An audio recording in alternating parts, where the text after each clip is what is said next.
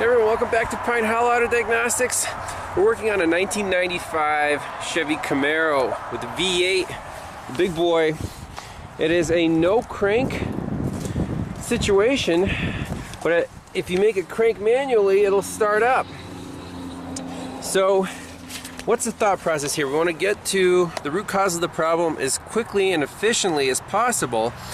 First thing, we need a wiring diagram of this starting circuit.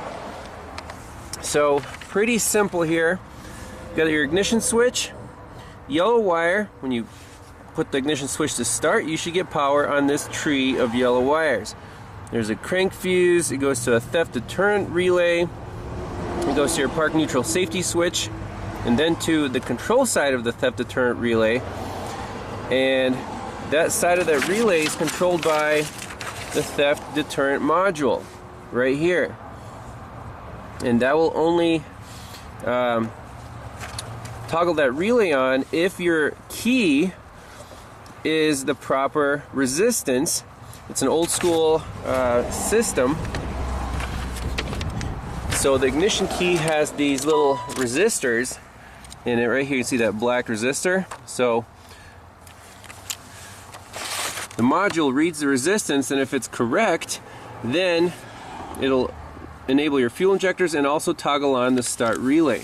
So some variables here, yes, this is really hard to get to. This theft deterrent relay is also, I couldn't locate it. But let's just see, start with the basics. Do we have power on this yellow wire coming from the ignition switch? Easiest place to check is this crank fuse, which is right here, this 3 amp fuse. It is the crank fuse on our little chart right there. So let's put a test light on there, crank it over, and see if we have voltage on here. Alright, so we have a test light. I have the power probe adapter coming from the cigarette lighter. It's connected to ground, so if we find a positive, the light will light up. So now let's crank it over and touch this crank fuse and see if it lights up on the crank fuse when we turn the key to crank position. So I'm on the fuse. Okay, let's crank it. Nothing. Here, nothing. That's a problem. Yep. We had no power on the crank fuse in the crank position. So I found the yellow wire coming from the ignition switch right here. Let's put a test light in there and see if it lights up when we actually crank the engine. Is it a bad ignition switch? It lights up nice and bright. However, we had no power at the crank fuse. So the problem is somewhere between the ignition switch and the crank fuse. So somewhere in here.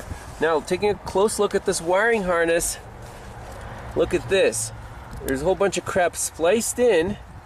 That must be that aftermarket security system. So I'm going to take off this electrical tape and see what's going on with our yellow wire. So I think this is exactly where our problem is. Yellow wire comes in here and then goes to that security module, the aftermarket garbage one, and then it goes right back into the fat yellow wire, which then goes to our starter solenoid. You can see it's a pretty thick gauge wire.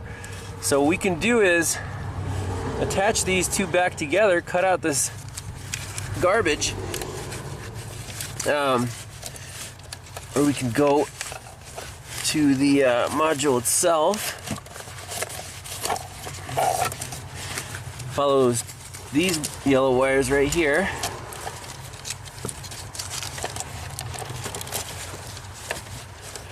and see why this thing is not working.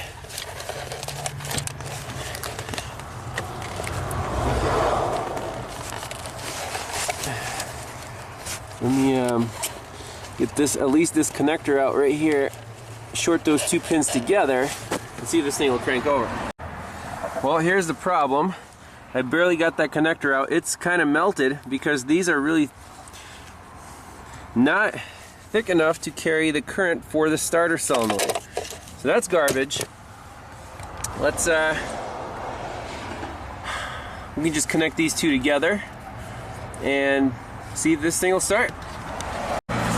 Alright, quick and dirty here. Cut these things off. Strip these back just a hair.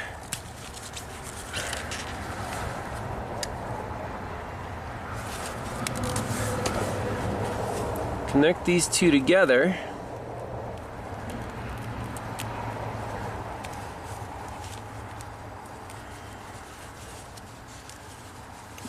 And I want to measure the current going through this circuit when we actually crank the engine over, just to see how much the starter solenoid is drawing.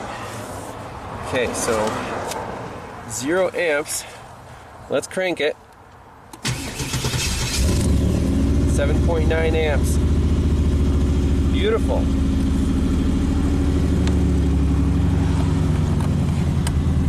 So to do the proper repair, I would reconnect these two there. It's mean. Let's try again.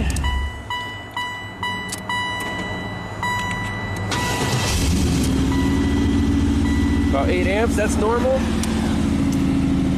Quick and dirty. Aftermarket garbage, aftermarket security system. We'll remove that box, leave it out, clean up this wiring. This car should be done. So parts cannon misfired on the owner, put in a new starter. Wasn't a problem. Wasn't an ignition switch, actually no parts required. You remove parts to fix the car. I love those. So thanks a lot for watching, and we'll see you next time. Bye-bye.